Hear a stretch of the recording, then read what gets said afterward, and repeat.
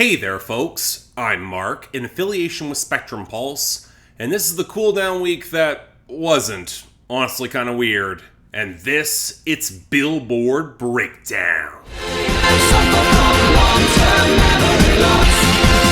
I don't remember. You know, the frustrating thing with a week like this is, technically, it's not quite reached a place of normalcy for the charts. Granted, in 2022, full of album bombs, you have to wonder what normal even is, but given how long some of these album bombs have lasted, the slow fade combined with the complete lack of staying power from Chris Brown means we got a busier week than you might expect, at least in terms of new arrivals. This does not reflect much on our top 10, however, given that As It Was by Harry Styles is still perched at number 1 by continuing to win that margins game, slowly tapering off on the radio, but having just enough of an edge on sales and streaming. But that margin is more compromised than ever, as About Damn Time by Lizzo is now up to number 2, where she has the edge on sales and the radio. She just needs to pick up a couple more spots on streaming to get to the very top.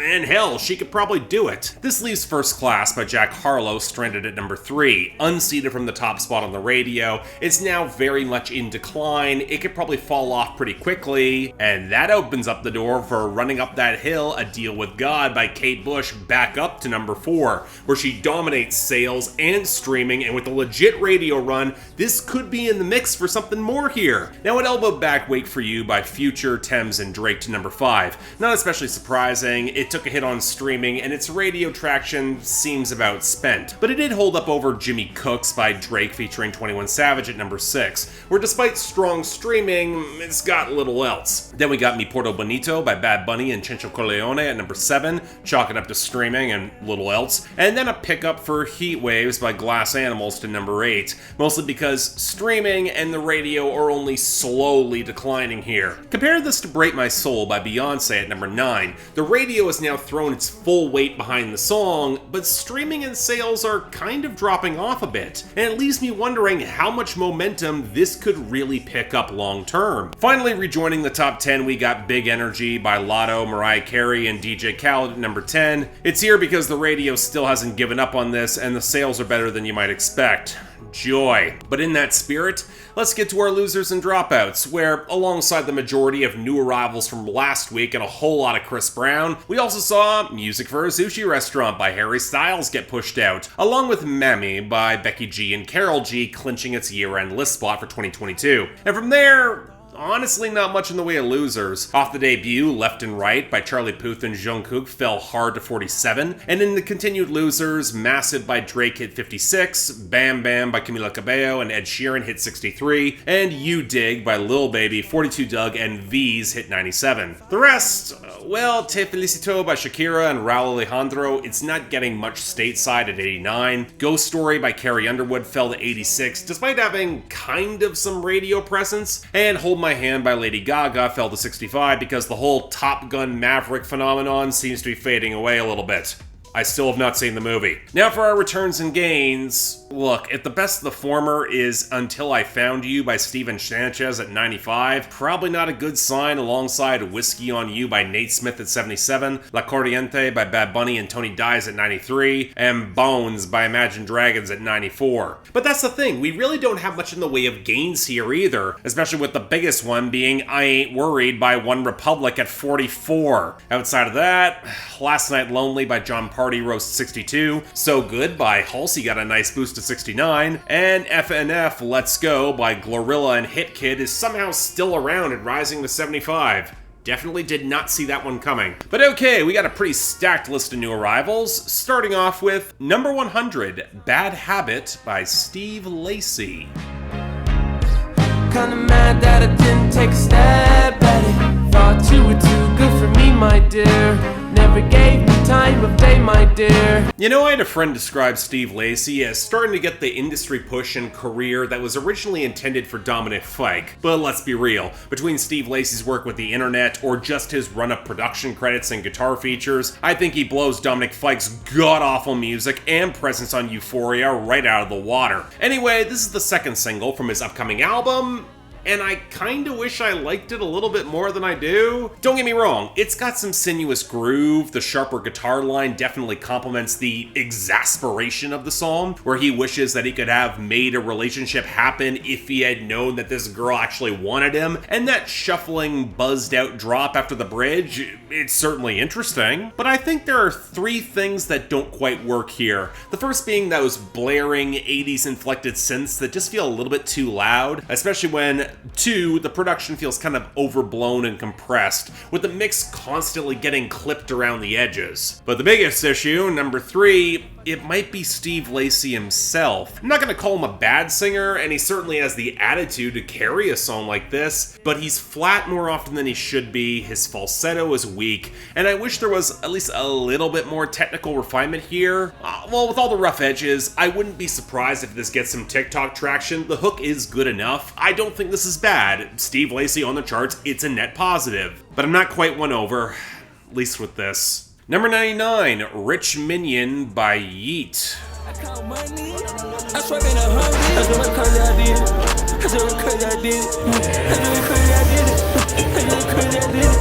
Look, I'm gonna say it now.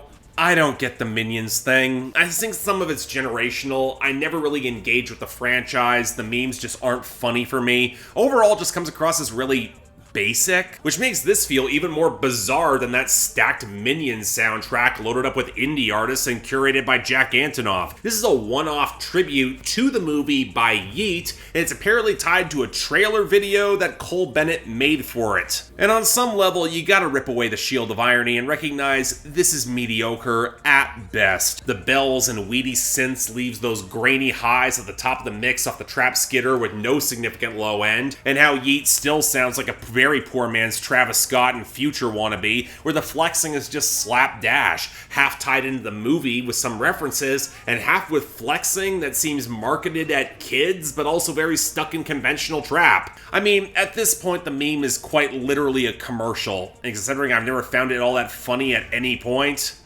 yeah, I got no use for this. Next, number 98, Unstoppable by Sia.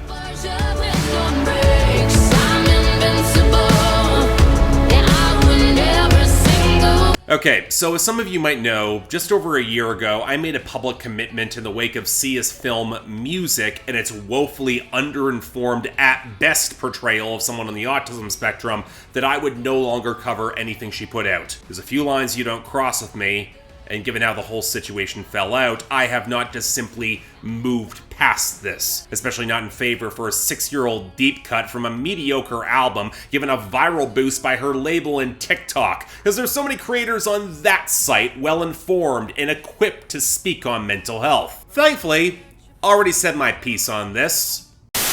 And I'll reiterate my criticism for that sort of pop production. People remember melodic hooks when they're mirrored in the instrumentation. It's hard enough for some of these tracks just to blend together a bit for me, especially considering how desaturated and drained of deeper color and texture these songs are, with flat, buzzy synths or faded pianos, orchestral swells that never really pick up much texture or unique identity, and brass that not only feels synthetic but completely swamps out songs like Move Your Body or Unstoppable. And then there's Unstoppable, which basically feels like Sia trying to rewrite Demi Lovato's Confident, except with little of the actual underlying confidence, which makes all the claims of being unstoppable and invincible completely unconvincing coming from her.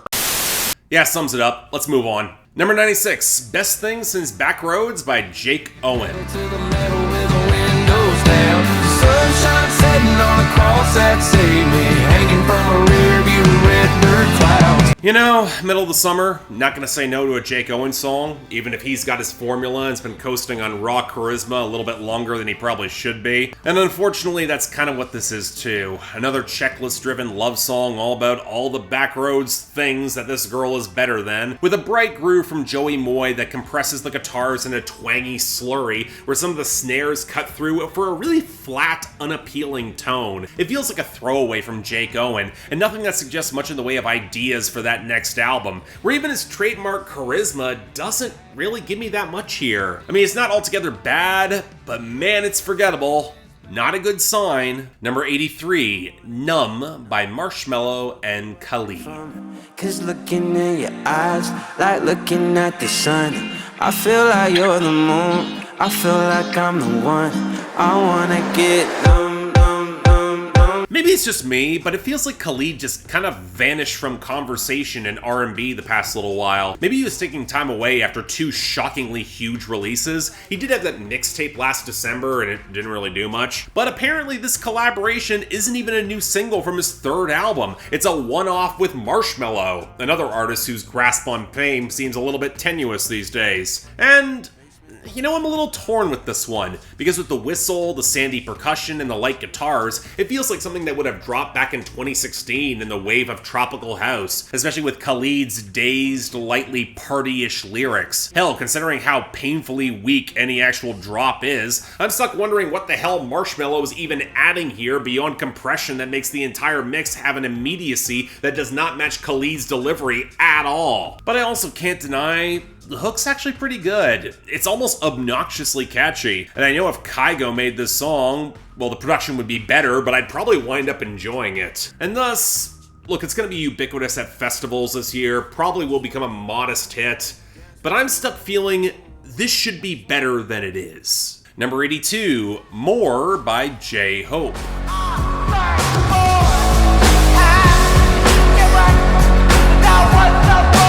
I didn't actually remember talking about J-Hope before on Billboard Breakdown, but turns out this BTS member had a song with Becky G called Chicken Noodle Soup back in 2019, and it was god-awful, so I had no expectations for any solo outing here. But even then, this kind of threw me off guard. A clanking rap rock song that sounds imported from the mid-90s with the scratching and the more old-school percussion and the swaggering braggadociousness, and it's got more groove than you would expect, and that's before all the vocals are blown out for a noisy guitar to smother the hook that unfortunately does not really have the muscle that it should. The funny thing is I actually have a friend who made a new metal remix of this song and it's surprisingly credible, but that leaves me kind of irked that this should hit a fair bit harder. Maybe it's because of the BTS connection that this couldn't be as heavy as the artist might have wanted. The lyrics also don't really have much of an edge once translated in their hustle. But you know what, there's a seed that I actually like a decent bit. With some meatier production, this could have kicked ass. As it is, yeah, you know what, it's a good song. I like the throwback style from J-Hope. I wouldn't mind hearing more of this. Nice stuff. Number 76, Country On by Bryan. Eating that dirt, wearing that gold, break a leg rodeo, but just don't break no bones. Country on. You know, given how a decent number of country acts Bryan's age or even younger have gone on to make more interesting passion projects in the past couple of years, jumping away from the mainstream, I'm a bit surprised that Bryan hasn't tried it yet. Yeah, he's always been the company man, the consummate showman, and he's not always the biggest writing presence on his albums, but eventually there's gotta be a little bit more to a guy in his mid-40s. Sadly, this isn't anything close to that. Another checklist of vaguely country and patriotic things for the people to do alongside gauzy synths drizzled over a cyclical groove that is actually reasonably better mastered than usual from him, and even features a fiddle, but otherwise is kind of stock. An anthem that's in search of stronger sentiments. And yeah, Bryan, still a good performer, but this just feels kind of empty to me. Not much of a song that really works. Let's move on. Number 71, Wishful Drinking by Ingrid Andress and Sam Hunt. It's 100 proof, nothing I won't do for another round of me and you. I'm wishful drinking. Songs like this frustrate me, not because Ingrid Andress is a pretty decent pop country artist, and Ladylike was a good album that kind of got lost in 2020. I want her to succeed, but they had to pull the title from an Alan Jackson song from just last year, and Sam Hunt is here to get traction on Nashville radio, along with JP Saxe and Lucky Day as co-writers. That's just bizarre. And the song, well, putting aside how synthetic the vocal layering is all over the track, it sounds pretty bad with Sam Hunt, who sounds completely checked out until the final hook, but those overdubs from Ingrid Andress are also pretty rough, and the two of them don't really have any chemistry, but let's be real, the entire song is kind of clunky, with some fragmented twang and piano alongside the snap beat, and it all feeling a bit more plastic than it should. Kind of a shame, because the sentiments behind the song is actually pretty good. Both of them have realized whatever flame they might have to sustain things is probably not worth it. A slow burn for which they've got some serious doubts, but hey, they're drunk enough. It could be okay, right? That's just wishful thinking. or wishful drinking. I mean, I kind of wish the song leaned into despair, melancholic sentiments, or made better use of the writing. But Ingrid Andress does have a production credit, so this is kind of what she wanted to do with it.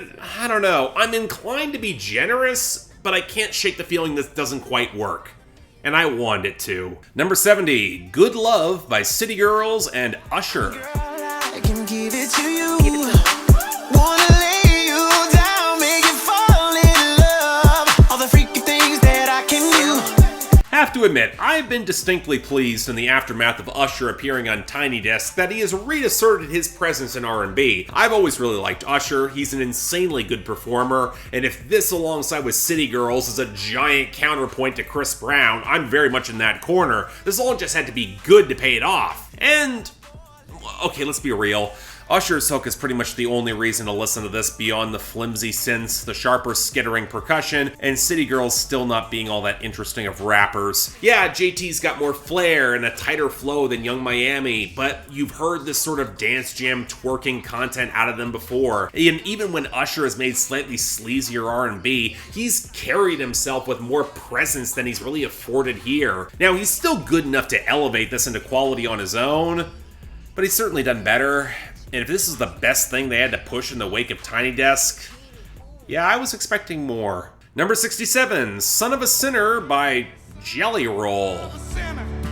Searching for new ways I can get gone.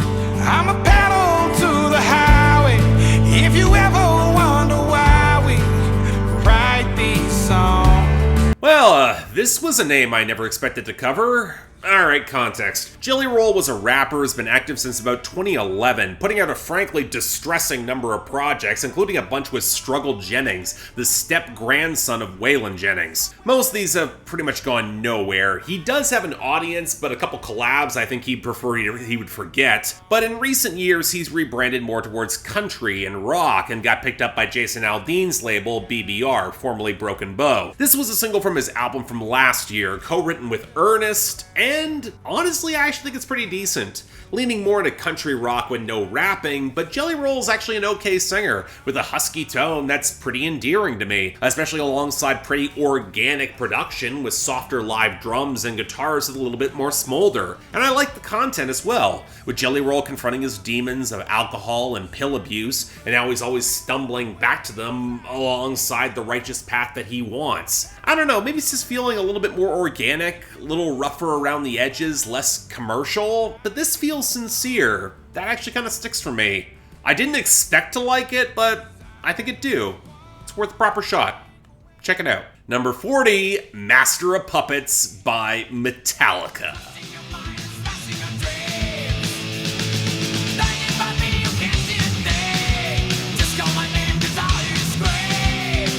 Okay, yeah, there are times it's not even fair. This is one of them. Thanks Stranger Things for getting this to catapult onto the charts for the first time ever. Fun fact, until One in 1989, Metallica did not cross over into the Hot 100 properly, after which they did have an impressive run throughout the 90s. But this is the era of vintage thrash Metallica that I actually like, with this being the title track of their second best album, not beating Ride the Lightning, Suck It Up. And as such, the lean, pulsating grooves, the raw howls and chugging riffs from James Hetfield, and Kirk Hammett dropping the solos, one slower and prettier, one raw and nasty. More than enough folks are comfortable calling this one of Metallica's best ever songs and a modern classic. Now for me, the lyrics always felt a little ham-fisted, writing from the perspective of drugs and addiction controlling someone's life like a master of puppets. And that's a very 80s perspective to take on a cut like this, especially around drugs. And speaking of the 80s, the remaster that I got can't quite escape how some of the mixing and reverb choices feel very much of the time. Now granted, the production would get a lot worse on their next album, so I guess I gotta appreciate it here. And you know what, yeah, the song's still pretty damn great, even if thrash is not my favorite genre of metal, and I don't worship this song or the album it comes from like a lot of other metalheads. But hey, it got the acclaim, deserves a lot of it. If it gets more kids into metal in the modern era, that's a win.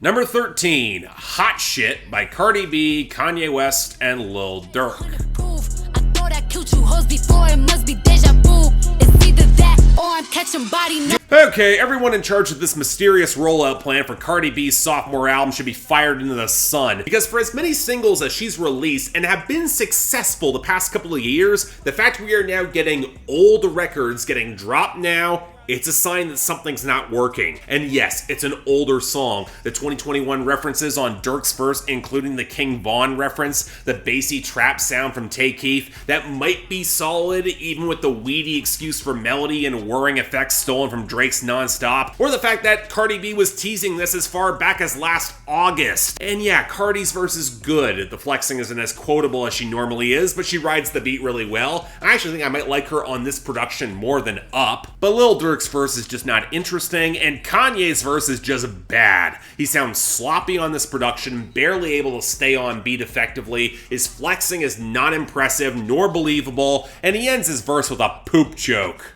Okay, that's believable. The problem is not that it's bad, Cardi B's enough to save this, but it's an album cut from a project where we have no idea where and when it's coming. A song like this does not help manage expectations after Invasion of Privacy, so much as give me the impression that Atlantic is terrified they don't have anything close to match it. Or if they did, they already blew their load with WAP back in 2020. Either way, I don't know. Don't see this becoming that big. Just saying. And that leaves our week. Kind of all over the place. Worst of the week's Unstoppable by Sia. I didn't like the song 6 years ago. I like it considerably less now. With dishonorable mention going to Rich Minion by Yeat, mostly because the production stinks and the meme's really stupid. I'm not getting past that. Best of the week, oh, come on, Master of Puppets by Metallica. But I'm going with a tie for honorable mention. More by J-Hope and Son of a Sinner by Jelly Roll. Believe me, I'm as surprised as anyone it's going to be those two. Next week, we might actually finally get things cooling off a little bit. Though I've been saying that for all this time, these days it never seems to stick, so stay tuned. But until then, I'm Mark, you're watching Billboard Breakdown, affiliated with Spectrum Pulse. And I'll see you next time.